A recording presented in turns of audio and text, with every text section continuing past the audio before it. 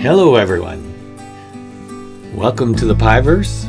My name is Perry, and this is a special video because normally you'd see a picture of me or one of my several presentations, but today is a special day. This video is a special day. It is going to be a finance oriented video, but this one's a tribute to my mom. My mom lived a very long and happy life. Literally, her life was lived to the fullest. She basically was not the kind of person that would see the glass as half full. She would always see it as totally full. Half full wasn't even good enough for her. She basically was deemed a saint by everybody around her that knew her, and always had a smile on her face. Unfortunately, me and my family lost her suddenly this spring to a stroke, and so she will be missed. But the reason for this video is that just recently the estate paid out some of the money, and I know one thing that my mom, as any mom would do for their kids and their grandkids, is if there's anything they can do to make their lives better and happier. Well, my mom, of course, like every grandma, and we called them Oma, so that's why you see the word Oma, because it's a German name for grandma. Oma would basically do anything for her grandkids, and so I believe the gift that her legacy of her money gave to us, I want to take it much further and magnify it. So not only did she leave a nice gift for me, which basically I've given now to my daughters, but I'm going to use my experience in passive income investing to basically transform her gift, her cash gift, into basically a FIRE legacy. So I'm calling this Oma's FIRE legacy because this is a gift that I'm going to transform my daughter's TFSAs. I've already started that journey, but this will basically add huge fire to my mission to have both my daughters have a FIRE TFSA portfolio where they basically will have an income portfolio that will generate monthly income that can augment their expenses. And hopefully, ultimately, if this mission continues on, they can have a FIRE legacy out of it. For those of you who don't know what FIRE means, it's financial independence, retire early. It's a growing term. I'm hearing it more and more. Anyways, this is basically what I want to do for my daughters. I already started this back in a year ago. For those that are followers of mine on the Blossom community, and they had a very strong interest in what I was doing for my daughters. For those of you that have never met me until this video, or until you started following me on my YouTube. This is a continuation of a mission that I've had, and my mom, or Oma's FIRE legacy, her gift, is going to basically add a lot of fuel to that fire, and that's what we're going to do today. So let's move on and give you something more exciting, and that is, let's talk about what this gift is and how I have transformed my mom's gift into a FIRE portfolio for one of my two daughters. My other daughter is doing this as well, but I'm focused on my oldest daughter. My youngest daughter, actually, her portfolio is doing very well as well. She's in the Blossom community doing her own stuff. The gift that my mom gave her basically went towards the new house that she just bought. So that's why I'm talking about this, my other daughter. So basically what happened is my mom gave, I've moved $40,000 to my daughters. So my oldest daughter, I've added $40,000 into her TFSA. She already did have roughly $23,000 in her TFSA in an income portfolio that I started last November, and it's growing in three little steps already. This one adding $40,000 more than pretty much almost triples, not doubles, but triples what my daughter had in her portfolio.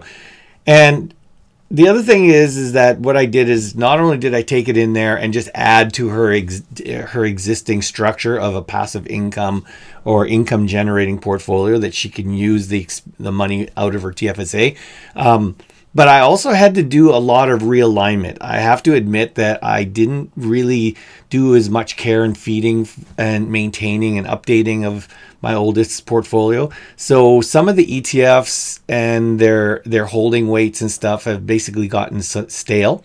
So the 40,000 is added to the fact that I had to actually rebalance and restructure her whole portfolio so that it is up to date compared to my youngest, who's been doing it almost on a weekly basis. But this one I actually had to do some major work to actually integrate the 40,000 into her existing $23,000 portfolio. I did this over the period of 2 days last week. So Thursday and Friday is when I was really working heads down. Ended up coming up with this formula, and I want to talk to you guys about the formula. I want to show you the calculator that I used to do this, and then what the final results are on my daughter's new upgraded OMA FIRE portfolio. All right, so without further ado, the first thing I'm going to do is going to be, I wonder which one I'm going to do first. So I'm going to first show you the spreadsheet that basically I use in my calculator when I want to consider how am I going to break apart a bulk import of money or added money, so that I can say how can I balance it to buy a lot of different kinds of ETFs. So I'm going to switch over to my spreadsheet. Let me see. Hope this works. Okay, it does work. All right, so this is another tab of my very busy little spreadsheet. I'm going to make it a little bit bigger. So this is very complex. There's a lot of stuff going on here. So what it is if you look at this spreadsheet, you'll see 35 holdings here from HYLD all the way down to CONY. This is the layout of what I call my own passive income portfolio's catalog of ETFs. So if you've watched any of my other videos, especially my strategy video, you know that I basically hold a catalog of ETFs that all my accounts use if they want to actually include an ETF into their account. So these 35 are in my catalog. The calculator tab that you're looking at right now just extrapolated on this catalog. And now basically I'm using the catalog and said, okay, so if this is what I want to do, so first thing I would do is I'd plug in a number. Now you see the number 63,257. I'm going to write that down here, 257. Okay, the reason I'm bringing it up is the way this calculator works is if I plug in a number, it's going to turn around and say, okay, based on the target weights you've given me for each one of the ETFs that you want to have a portfolio and invest in, show me how that breaks down on how many shares I need of everything. Okay, so right now for my daughters, the reason it says 63,257 is because I added $40,000 onto her roughly $23,000, and that basically came up to a total of 63,257. So the reason I did that is because I wanted, when I go here, it's going to calculate this all out. And if you go over here where it shows you this, I'm just going to highlight it temporarily. You can see that right here. It says initial portfolio holdings. So in here, you see what the stock is, which is similar to the line over to the left.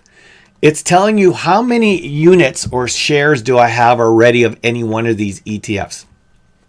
Now, you're seeing the results after I finished all my work. But normally I would show this as being all zeros. And then I say, okay, if you're brand new, then I do this as zero. It says, okay, in order to reach the target weight for each one of the ones that you say you want to target, for example, if I look at HHIS, it says that my target should be 6%. So if it's 6% and you're putting in $63,000, it's going to say, well, you need a target of 290 shares of this in order to meet that 6% weight of your portfolio. The reason I have a current column is it says, well, maybe you aren't a brand new portfolio and you already have some HHIS. Tell me how much you have and I will tell you how much more you need to buy or sell. If it's in a bracket, it means you've got too many of them and you need to sell some off in order to reach your target weight in this portfolio. All right. So again, as I told you, I've already finished the work with my daughter's portfolio. So that's why you're seeing a lot of numbers matching here. But when I started, a lot of these were zeros. Matter of fact, I could actually show you what this does, because I'm going to go like this temporarily. And I'm going to say Control X. Oops. I'm going to delete them. I'm going to move them over here temporarily, just so you can see what this looks like. B. So if you look here now, oh, I did this wrong. Apologies on this one. So I would rather like to do this a different way here. Hang on a second. I apologize, people. I'm going to do it over here, and I'm going to move it over here. Okay, and then what I'm going to do is I'm going to zero all these out so you can see the results. So if I go here and I zero all these out.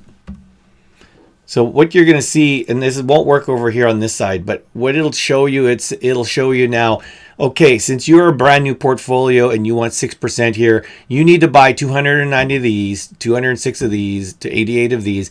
And then it turns around and it rounds it off to the nearest 5, so that, because I don't like buying odd numbers of shares. So it'll say, okay, well then you need to buy 90 of them, and the net will be 90. The reason it says the net will be 90, because if I, for example, had 50 here, it's going to say that the net will still be 90, but you've got 50 plus 40. So because you needed 80, and so this is 50 plus 40 is 90. Okay, so you'll always end up with that 90. All right. So this is the calculator that I used to figure out my daughter's.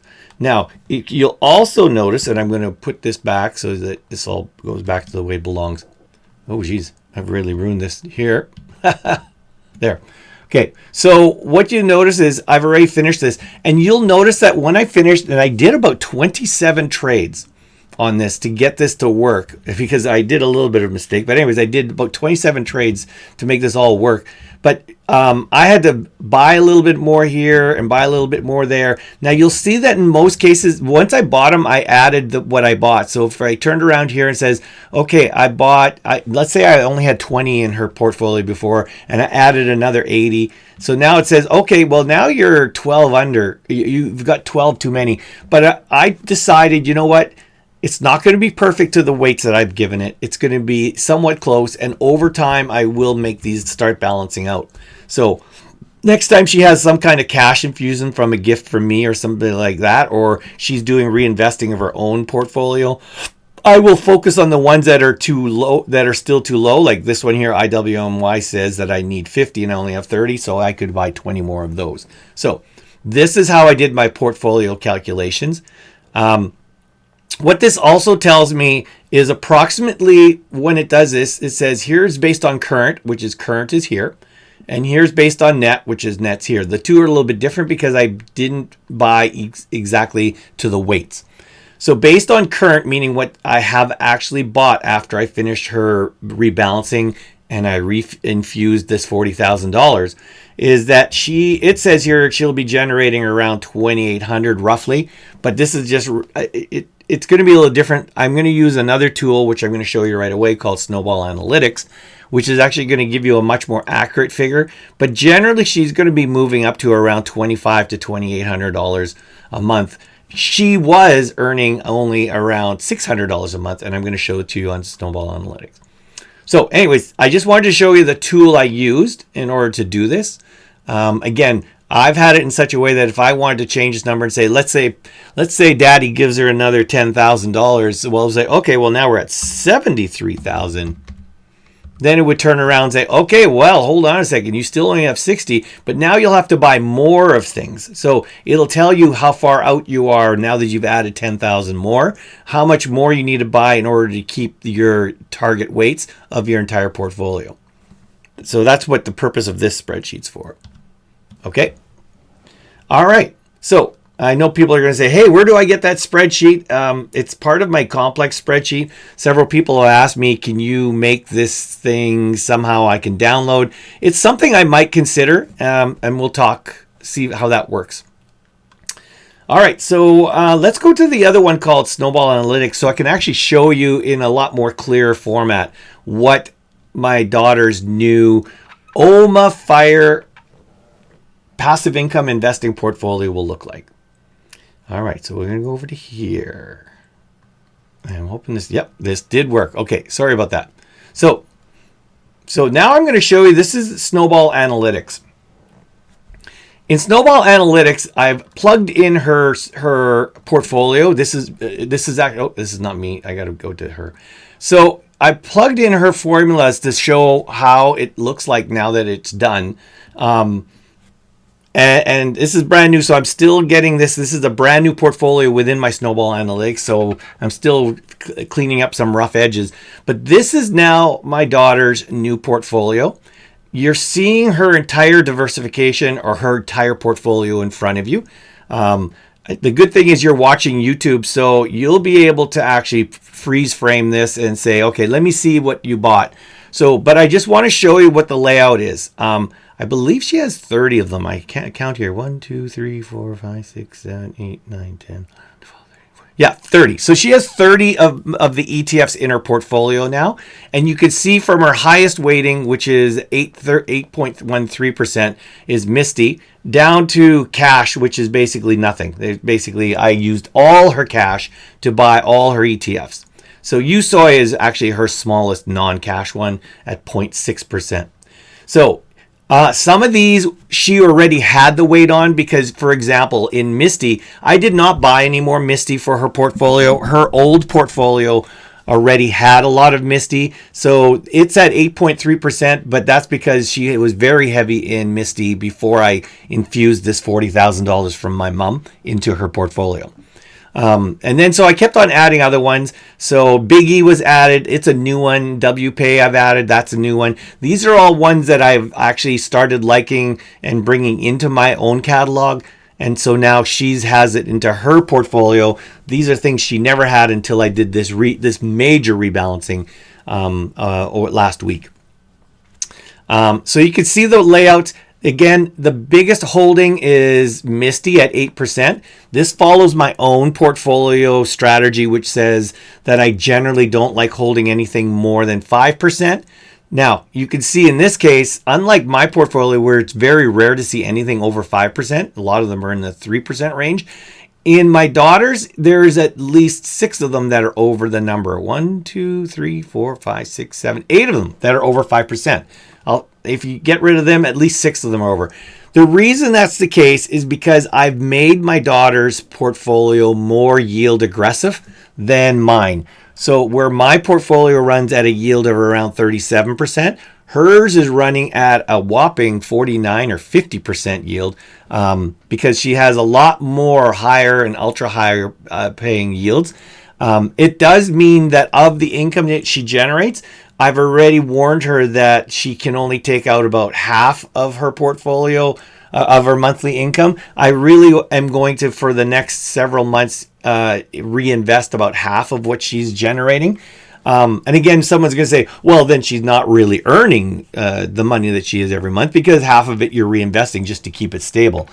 There's 2 parts to that. One, if you don't have to reinvest every month. So, and the reason I turn around in other words, if I stopped reinvesting half of what her portfolio does for say 2 or 3 months, it's not going to destroy her portfolio. Her NAV may or may not reduce or erode or lag, whichever term you want to use, for a couple months until you go back to adding more, going back to reinvesting. So the reason that's really good is she has available to her about $2,500 a month every month from income generation. If she needs the full $2,500, she could actually do it tax-free, remove it out of her TFSA, and that's a Canadian term. Americans don't have TFSAs. This is tax-free savings account. So she could remove that income generated tax-free for, say, 2 or 3 months. Now, I just want to also tell you that is more than she pays as a mortgage. So let's say, for example, something happens, she's sick or she's unable to work for 2 months and she has no income. This will pay her mortgage for 2 or 3 months while she can't pay it, as an example. Then if things go back to normal and she doesn't need the money, then basically she can return back to reinvesting. She might have lost 0.25% of her NAV or She may not have lost any at all. She may lose 1% of it. But at the end of the day, it's not something that if you stop reinvesting, the entire portfolio dies. So that's an important thing to say is like, yes, you are right. You should be reinvesting a portion of it. The higher the yield of your passive income investing portfolio, the more you should consider investing of the total monthly income. So for example, she should maybe be reinvesting about 45% of it.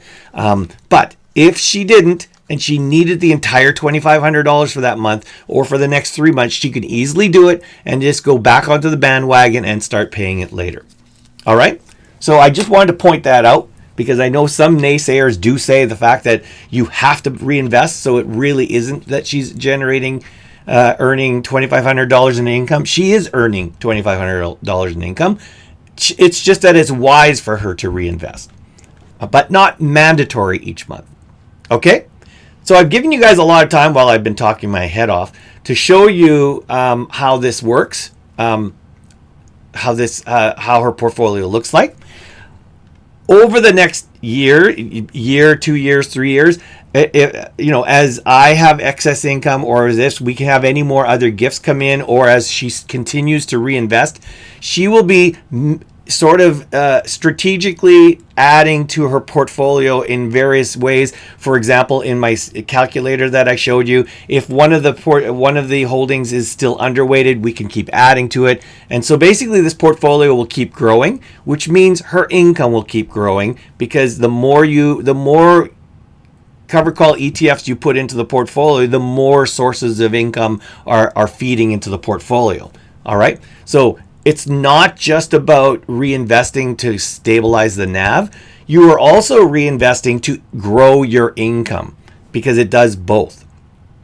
All right. So the other thing I wanted to show you in this thing is the dividends. So I'm going to go right to the bottom right away. So I'm going to show you the difference. Hopefully it's in here. So this here, I'm going to show you right here. This here was what her portfolio was doing since I started it way back about a year ago. December 2024 is when I actually created her portfolio. And you can see it started with $71. Then I gave her $10,000 added into it as part of a gift from me. And my goal is to try to get them financially independent through this income portfolio. So I've been giving this money into her portfolio as well as my other daughters.